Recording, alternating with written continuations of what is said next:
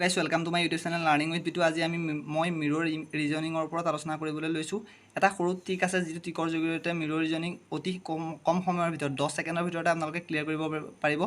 এতিয়া মই সেই ট্ৰিকটো শিকাই দিবলৈ লৈছোঁ। এতিয়া চাওক, এম্বুলেঞ্চ অইন একো কৰিব নালাগে, এইটো ডাঠকৈ লিখি দিয়ক, এমটো ডাঠকৈ লিখি দিয়ক, AMBULANCE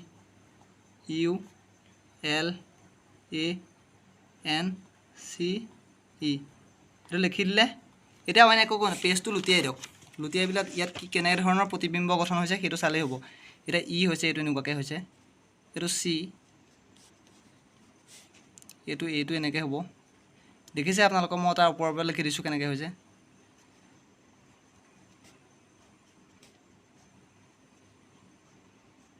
দেখিছে AMBULANCE এনেদৰে গঠন হৈছে। এইটো এইফালে লিখি দিবলৈ লৈছোঁ। এতিয়া এইফালে এইটো লিখি দিম। এতিয়া আপোনালোকে দেখিলে এম্বুলেঞ্চটো কেনেদৰে গঠন হৈছে, ECNA এনেকৈ ওলোটা হৈ গৈছে।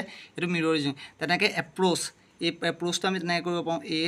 ডাঠকৈ লিখি দিব আপুনি। বেক পেজত যিটো প্ৰতিবিম্ব গঠন হৈছে সেইটোৱেই,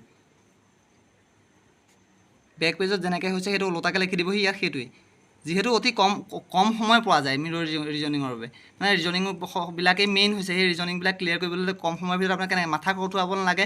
বহুত ইয়াত মেথড আছে, মেথডবিলাক কৰিবলৈ দৰকাৰ নাই। এনেকৈ কৰিব, এইটো পদ্ধতিৰ জৰিয়তে অতি সোনকালে, অতি শীঘ্ৰে 10 ছেকেণ্ড।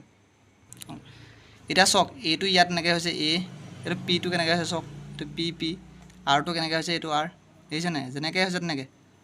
আৰু এইটো চি এনেকৈ হৈছে, এইচটো এনেকৈ হৈছে। এইটো ইটো পেজতে লিখি দিবলৈ লৈছোঁ। তেনেদৰে আপুনি চাইলটো চাব পাৰে। চি লিখিছোঁ, এইচ ডাঠকৈ লিখিছোঁ, ILD।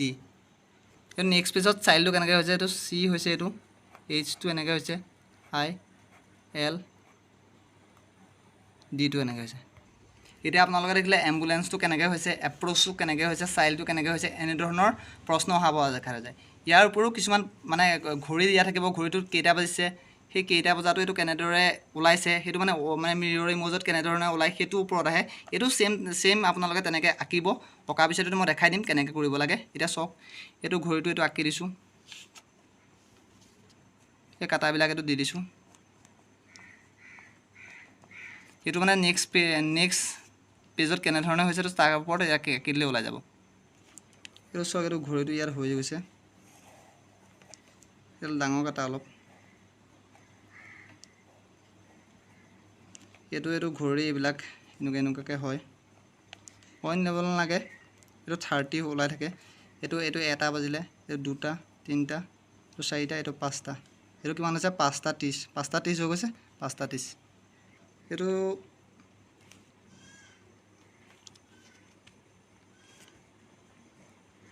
এইটো কি হৈছে, 5টা 30 হৈ গৈছে। 7:30টো কিমান হৈছে, 7:30টো কিমান হৈছে ইয়াত, 7:30টো কৈছোঁ 5:30 হৈছে। তেনেদৰে আমি 3টা বজাতো ইয়াত কৰিব পাৰোঁ। 3টা বজাতো কেনেকৈ হৈছে সেইটো উলিয়াবলৈ হ'লে লিখি দিছোঁ, আঁকি দিছোঁ। ছেম নেক্সট পেজত যিটো হ'ব সেইটোৱেই। চাওক, এইটো ডাঙৰ কাটাডাল এডাল, এইটো 12 হৈছে।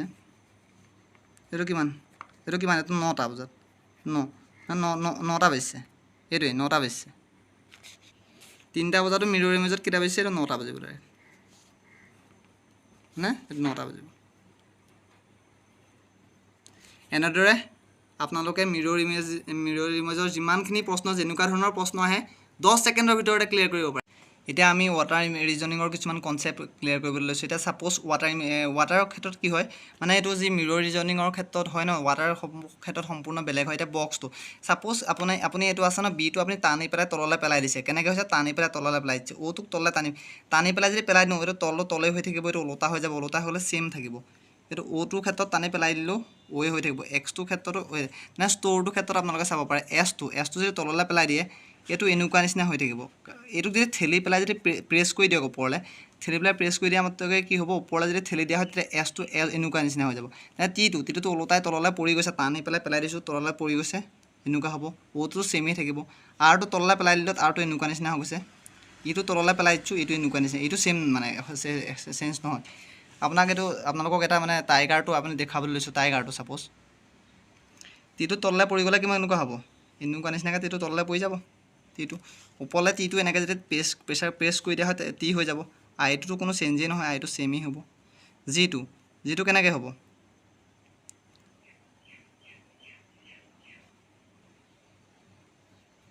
জিটো এনেকৈ হেৰি কৰি দিছে তললৈ পৰি গৈছে এইটো এনেকুৱা নিচিনা হৈ যাব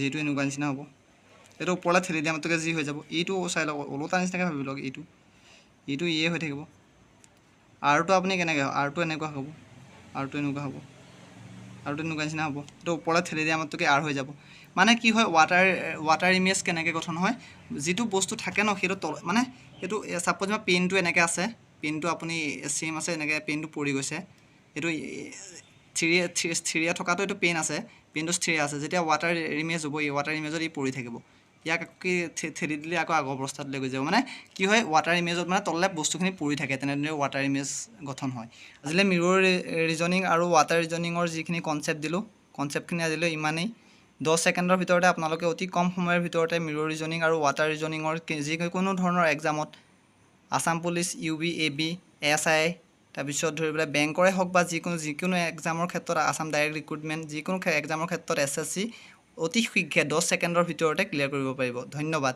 জয় অসম